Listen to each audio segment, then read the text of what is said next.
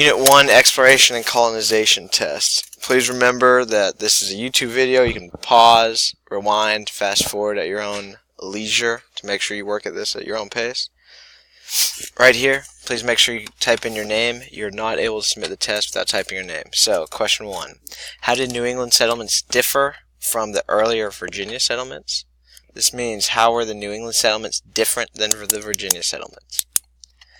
A. The climate of New England was milder than the climate of Virginia. B. The religious worship was more important in New England. C. American Indians helped settlers in New England but not in Virginia. Or D. New England's economy was based on cash crops instead of subsistence farming. Question 2. Which important principle did the Mayflower Compact establish in 1620? People can agree to limited self-government by offering to obey rules they establish. A Bill of Rights must be created to guarantee individual rights. C. Government power must be limited in order to protect individual liberties. And D. Political power should be left to the hands of royal government.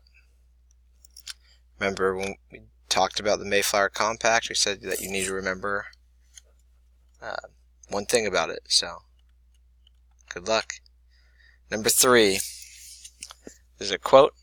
The charter to the Virginia Company, granted by King James I and revised in 1609 and 1612, gave the company the right to establish a council in the colony to, quote, govern and order all matters and causes which shall arise, grow, or happen to or within the colony. In 1619, the company allowed the colonists to select representatives to govern themselves in a colonial assembly. This assembly became known as the blank. So it was an assembly created in 1619. Okay, number 4. The idea of representative government flourished in colonial America because the colonists wanted. So why did the idea of representative government grow in colonial America? Was it A, the people wanted to be the source of the power? A, the people wanted to be the source of the power. B, to be responsible for their own self-defense. C, government power to be held by only a few leaders. Or D, a president to control the government. Think about what we talked about. Number 5, which area of colonial America had the economic attributes listed below? They are forestry, fishing, whaling, subsistence farming, and naval stores. So which one was it? Was it the breadbasket the A, New England colonies, B, breadbasket colonies, C, middle colonies, or D, northern colonies? Number 6, which economic development would be the best title for below? So which economic development would be best for this? The good soil, hot and humid climate, and numerous rivers and waterways, long growing season. So what economic development does that describe? Is it water-powered mills, mercantilism, subsistence farming, or the plantation system? Number 7. Use the information in the chart below. What did Europeans who settled in the southern colonies most likely base their economy on? So, we're looking at this chart. The southern colonies. What do they base it on? This says southern colonies. Tropical climate, long growing season, marshy soil near coast, good soil inland. So what did the southern colonies base their economy on? Was it cash crops, fishing, manufacturing, or subsistence farming? Which conclusion can be drawn, number 8, which conclusion can be drawn from the information provided in the chart below?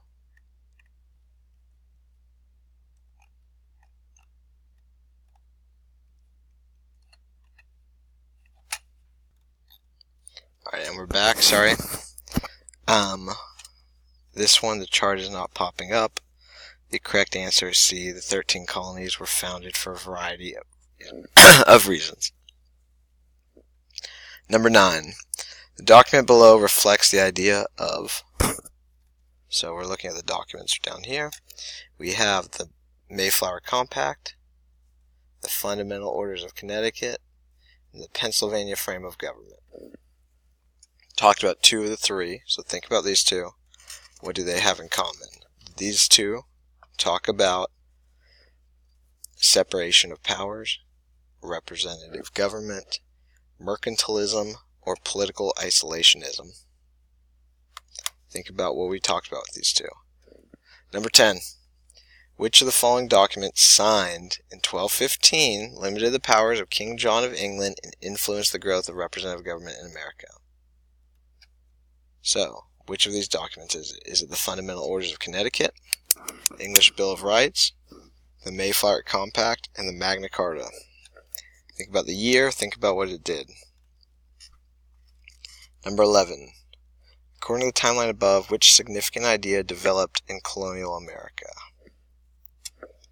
So this says 1620, Pilgrims arrived in Massachusetts Bay after fleeing persecution in England. This is 1630, Puritans arrive in Massachusetts to establish a quote-unquote city upon a hill. 1663, Roger Williams established Rhode Island and guaranteed freedom of thought. 1682, William Penn began holy experiments in Pennsylvania. In 1634 to 1760, First Great Awakening sweeps colonies, divides denominations. So, what significant idea is brought about by all of these? Are these ideas about religious freedom, ideas about economic opportunity, ideas about political freedom, or ideas about slavery? Number 12.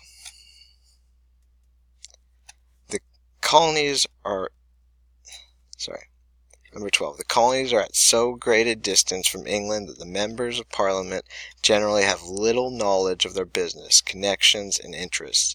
Most of the people who have been to the colonies, include the governors, have so slight or little knowledge themselves that the information that they give is not very useful to help Parliament determine what is going on in the colonies or what their needs are. So, question 12's question is, what was the consequence of the salutary neglect described in the excerpt above? So, what does this describe? What does this situation create? England was located far from the American colonies. Is that created because of this? Parliament needed to send more governors to the colonies. Is that what came from this? The majority of American settlers came from England. Is that what came from this? Or number 4, or D, English leaders knew little about the colonists' activities or needs. Is that what came from this? 13. Alright, which year would the above headline have appeared? London Morning Chronicle. The headline is English Settlers Establish Colony in Jamestown. Would this have been 1492, 1607, 1620, or 1776? What if, number 14, what effect did Jamestown geographic features have on the colony? Did the short growing season hurt farming? Did bad waters and mosquitoes carry diseases? Was it locating near fresh water helped the colony succeed? Or was it dry, rough soil discouraged agriculture? Numero 15. Which British colony did not rely on slave labor in the 1750s? Which one of these did not have slavery? Was it Virginia, South Carolina, North Carolina, or Massachusetts? 16. Before arriving in North America, Winthrop wrote his goals for the Massachusetts Bay. Which statement about the colonial period can best be supported by the excerpt? For we must consider that we shall be a city upon a hill. The eyes of all people are upon us. We are commanded to walk in his way and to keep his commandments and his ordinance and his law. So, before arriving in North America, Winthrop wrote the goals of the Massachusetts Bay Colony. Which statement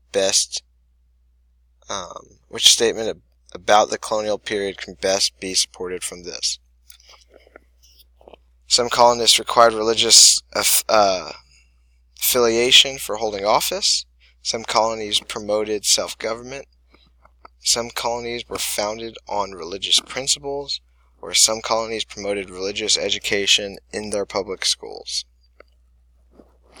17. In 1620, which 1620 document was signed by male members of the community to establish a government for the settlement of Plymouth? Was this the Pennsylvania Frame of Government, the Mayflower Compact, the Fundamental Orders of Connecticut, or the Magna Carta? Number 18. Which was least likely to be a push or pull factor of North American colonization? So which is least likely to be a push-pull factor? The people of Europe were being persecuted for their religion. The working class was frustrated with the lack of economic opportunity. The people wanted a say in government instead of being ruled by the wealthy. Or most Europeans were wealthy and wanted an opportunity to spread their fame. Number 19. The Puritans came to live in the Americas for the purpose of creating economic opportunity for England, creating new religious communities, creating profitable communities based on trade, or preventing Spain from establishing their own colonies. And last, but certainly not least, is number 20. Which was a factor that led to the development of plantation agriculture in the South? Canals carried crops to western markets. Tariffs permitted planters to make a great profit. The climate allowed planters to raise profitable cash crops. Or the availability of farming equipment aided southern planters. When you're done, double check, make sure you bubbled them all in right. Then go back to the bottom, hit the submit button. Good luck.